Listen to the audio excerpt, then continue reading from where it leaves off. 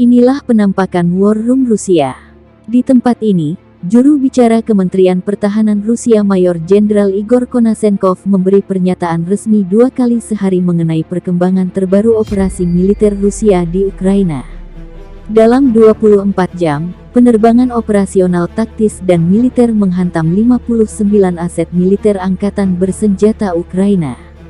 Di antaranya 3 pos komando, 2 sistem peluncuran roket ganda dan 2 stasiun radar di dekat kota Bogodukov, 2 depot senjata rudal dan artileri, serta 51 area konsentrasi peralatan militer.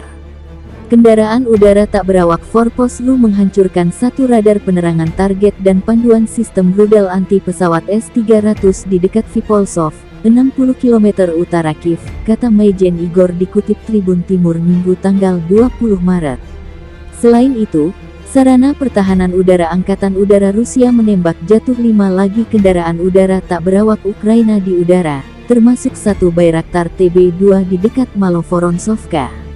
Secara total, 201 kendaraan udara tak berawak, 1.443 tank dan kendaraan tempur lapis baja lainnya, 147 sistem peluncuran roket ganda, 564 artileri dan mortir lapangan, serta 1.248 unit kendaraan militer khusus angkatan bersenjata Ukraina dihancurkan selama operasi, kata Igor. Di War Room ini, operasi militer dipantau secara real-time. 248 единиц специальной военной автомобильной техники. В ходе проведения специальной военной операции российским военнослужащим добровольно сдался сотрудник Главного управления СБУ по Донецкой и Луганской областям.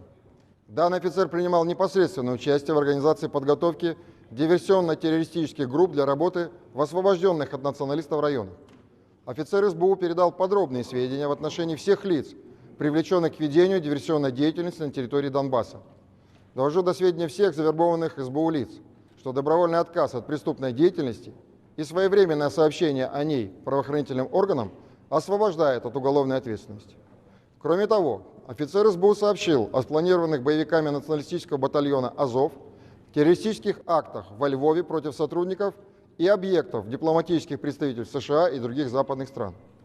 Хочу подчеркнуть, что руководство киевского режима осведомлено о планах националистов, но никаких действий по недопущению их реализации не принимает. Киевский националистический режим планирует представить нападение на дипломатические объекты США и западных стран как якобы целенаправленную атаку российских вооруженных сил. Главная цель провокации – усилить давление на страны НАТО по введению над Украиной бесполетной зоны и предоставлению дополнительного вооружения.